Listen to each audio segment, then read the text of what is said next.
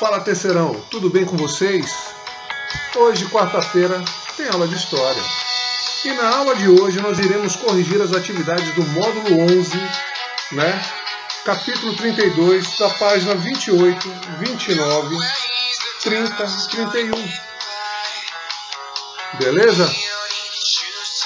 Sejam bem-vindos. A nossa aula já está começando.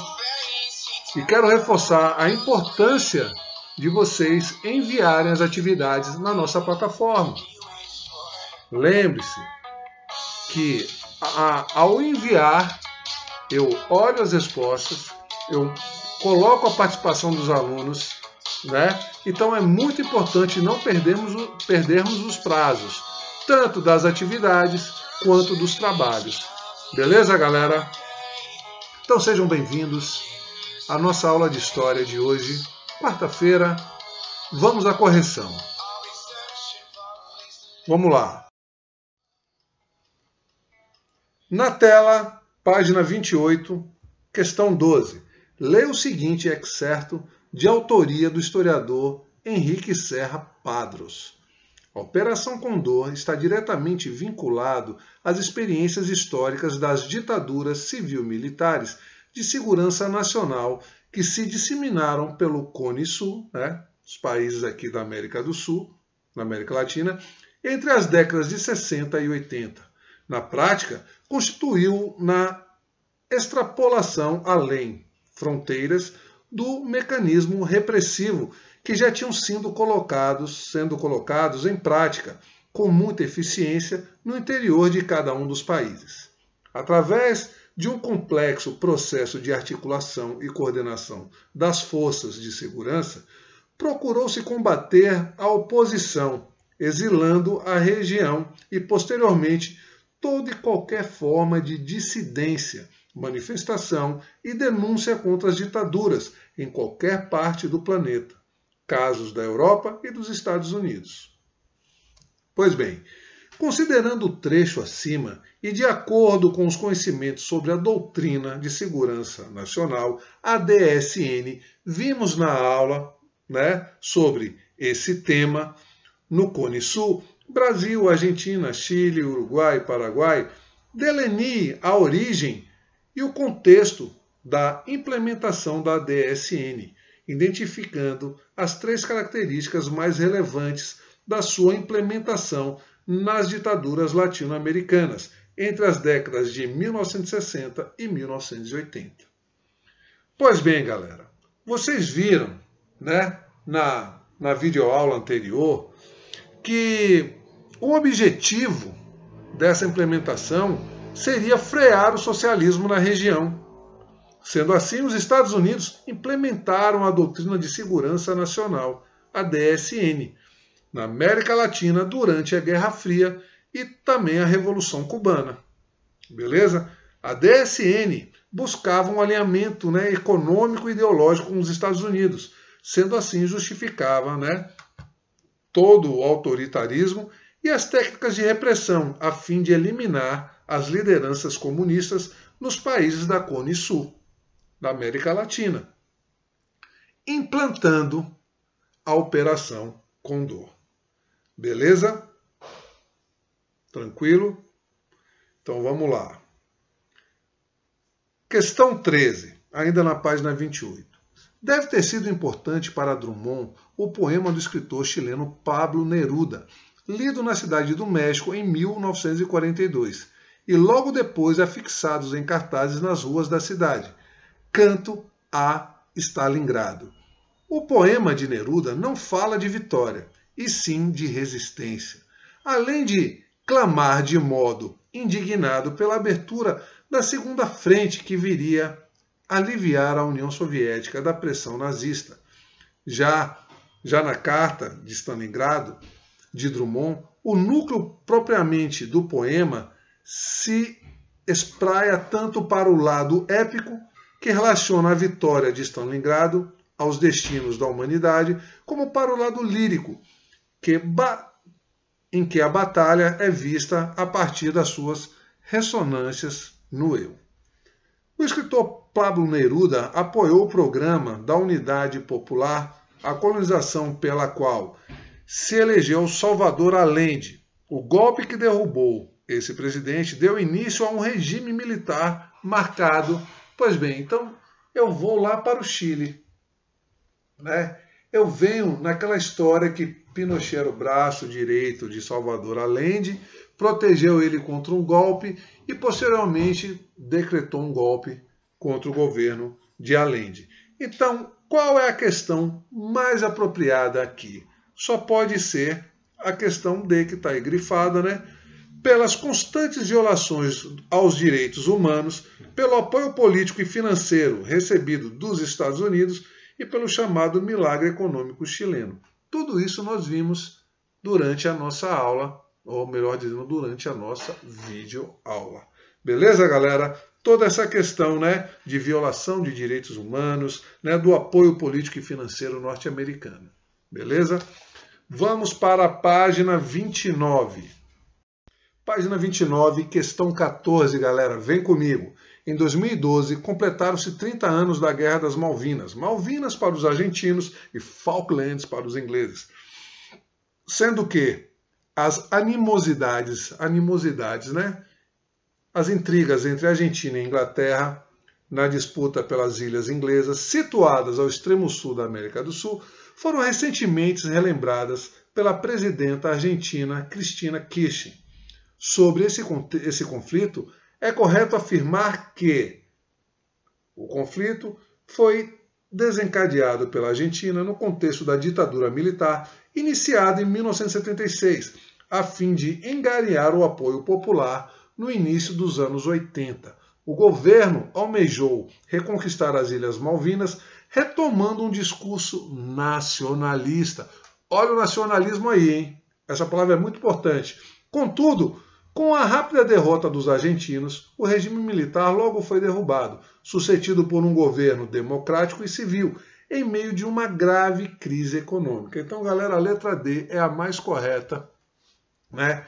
E ela fala muito bem do que nós vimos lá nas nossas videoaulas, né? Sobre os trechinhos, sobre esse conflito e sobre os comentários. Pois bem, então, letra D. Calma que a gente vai voltar a falar mais sobre a Guerra das Malvinas mais na frente.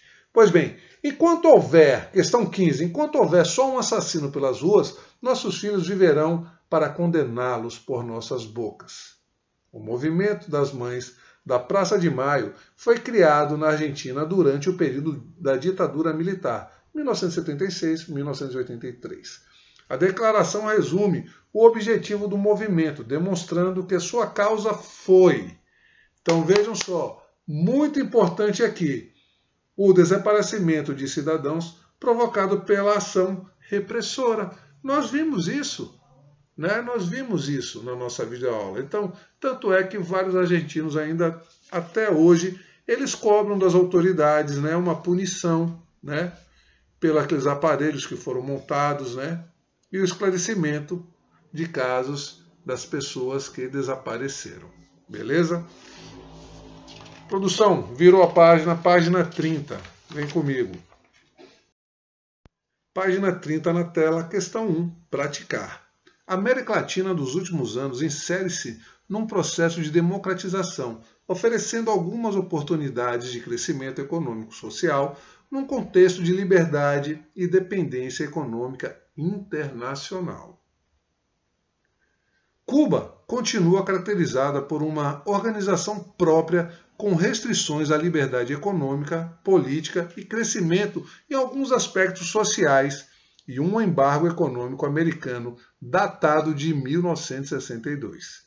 Em 1988, o Papa João Paulo II visitou Cuba e depois disse ao cardeal Jaime Ortega, arcebispo de Havana, e aos 13 bispos em visita ao Vaticano, que apreciou as mudanças realizadas em Cuba após a sua visita à ilha e espera que sejam criados novos espaços legais e sociais para que a sociedade civil de Cuba possa crescer em autonomia e participação.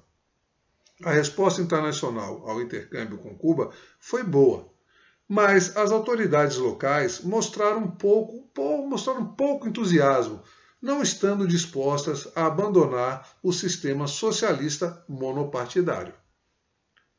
A maioria dos países latino-americanos tem se envolvido, nos últimos anos, em processos de formação socioeconômicos caracterizados por democratização e oferecimento de algumas oportunidades de crescimento econômico. Letra E. Então vejam, essa questão fala do embargo norte-americano à ilha de Cuba, né? Exatamente aquela questão da pós-revolução cubana. Questão 2. Apesar do aumento da produção no campo e da integração entre a indústria e a agricultura, parte da população da América do Sul ainda sofre com a subalimentação, que gera conflitos pela posse de terra que podem ser verificados em várias áreas que frequentemente chegam a provocar mortes. Um dos fatores que se explica a subalimentação na América do Sul gente, falamos isso nas aulas, não só aqui, durante as aulas de história, que eu falei, é a desigualdade social. Ou seja, vejam, então se eu falo desigualdade social, é letra C. Por que isso, professor? A presença de estruturas agrárias arcaicas formadas por latifúndios improdutivos. Então vejam, nós vimos aqui que, pelo menos a questão no Brasil, a divisão ela não é igualitária. Então, poucos têm muitos e muitos têm poucos. Então, dessa forma, tem muita terra improdutiva, né? Então, sendo assim, não seria necessidade, não seria necessário pagarmos tão caro por alguns alimentos, se temos terra para produzir. Entendido isso? Beleza? Então, a letra C é a presença de estruturas agrárias arcaicas formadas por latifúndios, grandes propriedades de terras improdutivos. Essa aí é um dos fatores que leva toda essa questão, né, de falta de alimento. Beleza? Tranquilo? Vamos para a questão 3. A Operação Condor está diretamente vinculada às experiências históricas das ditaduras civil-militares que se dissiparam pelo Cone Sul entre as décadas de 60 e 80. Depois do Brasil e do Paraguai, diz Stroessner, foi a vez da Argentina, em 1966, Bolívia, em 1966 e 71, e Uruguai e Chile, em 73, e na Argentina, novamente, em 76. Em todos os casos, se instalaram ditaduras civil-militares em menor ou maior medida, com base na doutrina da segurança nacional, na DSN, né, e tendo como um dos principais características um anticomunismo militante, a identificação do inimigo interno, a imposição do papel político das Forças Armadas e a definição de fronteiras ideológicas. Pulou produção. Página 31 na tela. Levando-se em conta o contexto em que foi criada a referida operação, tinha como objetivo coordenar a repressão de ativistas oposicionistas. Vejam, se eu falo para você, se aqui está falando da Operação Condor, no Cone Sul foi colocado nesses países, né, um regime militar, então qual era o sentido disso tudo? Reprimir os ativistas, ou melhor dizendo, os oposicionistas. Beleza, galera? Alguma dúvida? Questão 4. Augusto Pinochet ascendeu ao poder no Chile por meio de um golpe de Estado. Dirigiu o país autoritariamente de 1973 até 1990.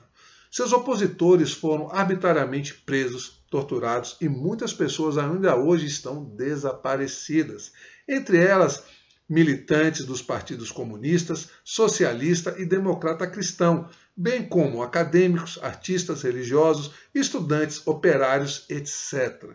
Sobre Pinochet, é correto afirmar que, falei na videoaula, né? Se você prestou atenção, você matou aqui, foi preso e processado em Londres em 1998 por representantes da Anistia Internacional e outras organizações, acusado por violações de direitos humanos, crimes contra a humanidade, conspiração e tortura. Então, letra A na mosca. Próxima questão. Sobre os conflitos na América contemporânea, é correto afirmar, então se eu falo de contemporânea, é logo próximo, né? Então vejam, eu falo de século XX, então eu falo do conflito que aconteceu entre Argentina e Inglaterra, Guerra das Malvinas, e só pode ser a letra B. A Argentina entrou em conflito com a Inglaterra sobre o controle e a posse das Ilhas Malvinas, ou melhor dizendo, Falklands, em 1982, saindo vitorioso o país europeu. Embora o conflito tenha sido controlado, né, em 1982, a questão ainda é ressentida por ambos e recentemente houve um movimento de sentido de um possível novo conflito. Então, essa é a questão, né, que está sendo abordada na questão 5. Vamos para a última questão da nossa aula de hoje. A Guerra das Malvinas, Falklands, opôs a Argentina e a Inglaterra de abril a junho de 1982. Entre os motivos da guerra, podemos citar a... Gente, vocês estão vendo aí que eu marquei a letra C, mas tem uma parte aí da letra C que eu não concordo, né? A disposição da Argentina de retomar o controle das ilhas, estrategicamente importante. Aí sim. Mas essa questão de ricas em combustíveis fósseis, aí eu não concordo, porque nesse momento que eclodiu esse conflito, não tinha nenhuma precisão que as Malvinas tivesse, né, toda essa riqueza em combustíveis fósseis. Beleza, galera? Então, continuamos na próxima aula. Qualquer dúvida, coloca lá no chat. E tamo junto sempre. Terceirão, tô voltando aí, hein?